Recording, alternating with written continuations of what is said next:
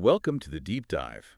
Today we're diving into something I bet you've thought about if you're learning a language. Oh, yeah. What's that? Well, this big question.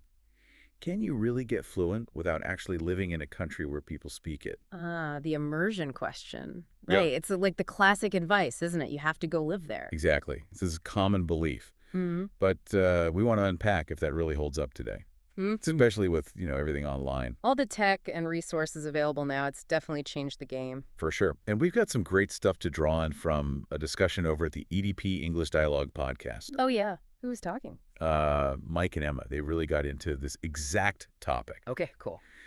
So our mission today is to kind of get past those surface assumptions.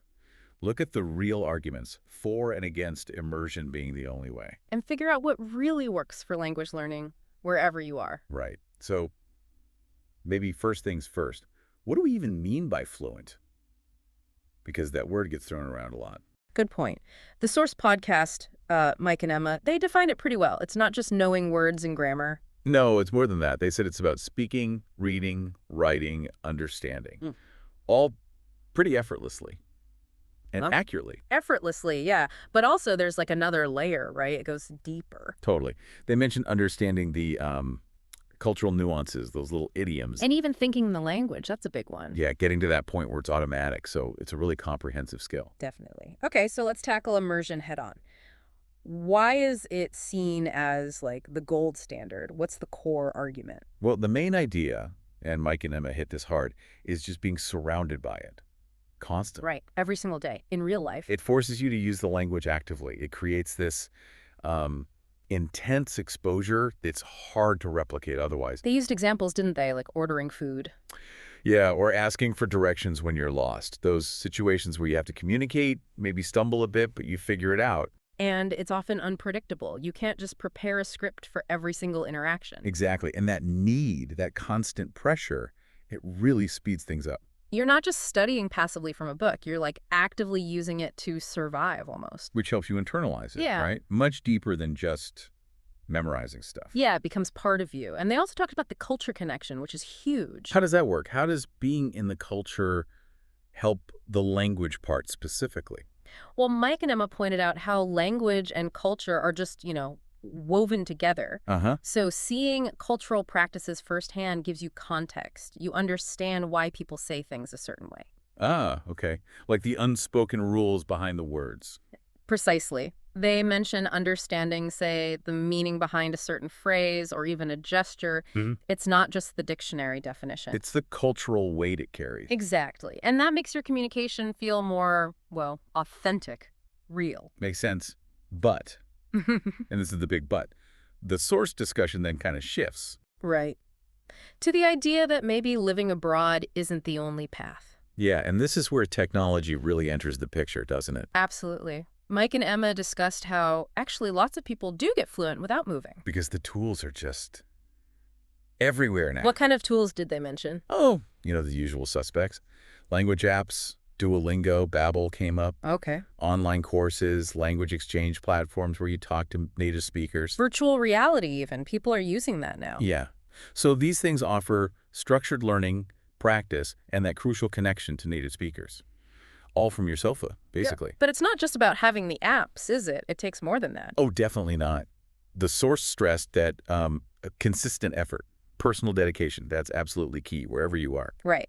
The successful learners, the polyglots they mentioned, they have disciplined habits. Like regular study schedules, making time for conversation practice, even if it's online, and really diving into media books, movies, podcasts, music, whatever you enjoy, but in the target language. So it's a very active kind of multi-channel approach. Totally. You're building your own immersion bubble in a way. And online communities help with that too, right? Connecting people. That's a really important point they made.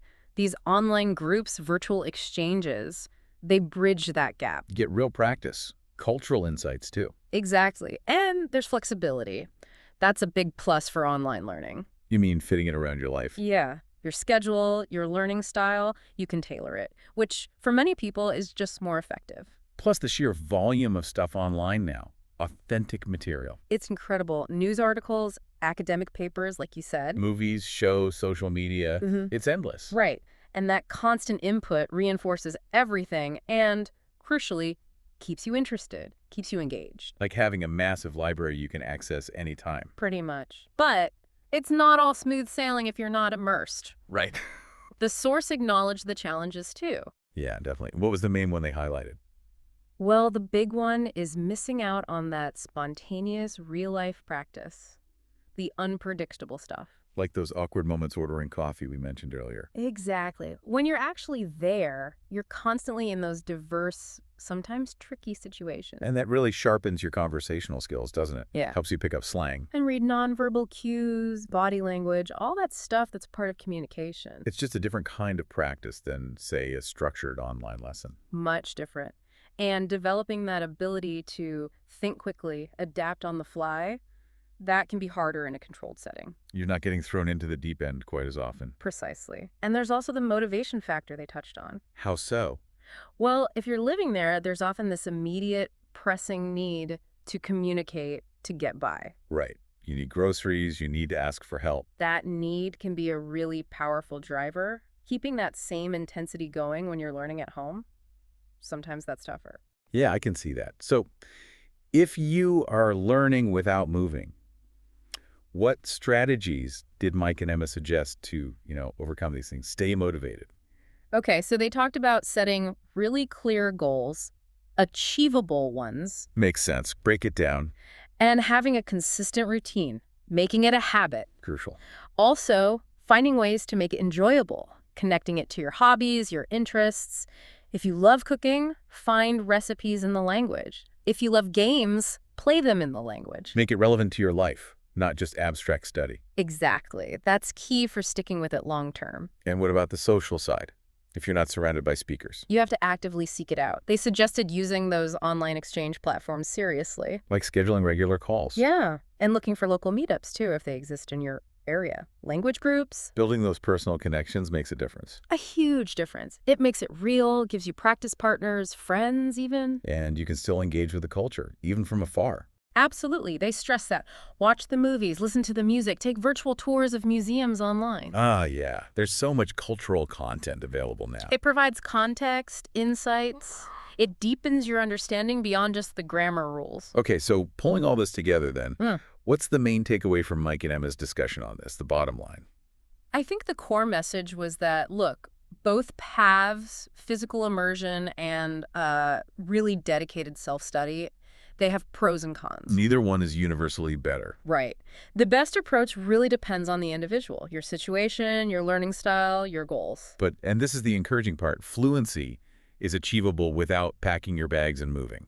Definitely. If you have the right tools, the right strategies, and crucially, the dedication. You have to be committed. You do. It's about consciously, intentionally creating your own rich learning environment. Yeah. Mimicking the benefits of immersion as much as you can right where you are. So, wrapping up our deep dive today. Yeah. Yes, living in the country can give you a massive boost, no doubt.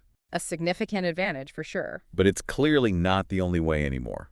Not in our connected world. That's the key. The most important thing really is finding what clicks for you, what methods keep you engaged and moving forward. And then committing to it, sticking with the journey. Exactly. So for you listening, if moving abroad isn't feasible or isn't planned, don't feel like fluency is out of reach. Not at all. Look at all the resources available now.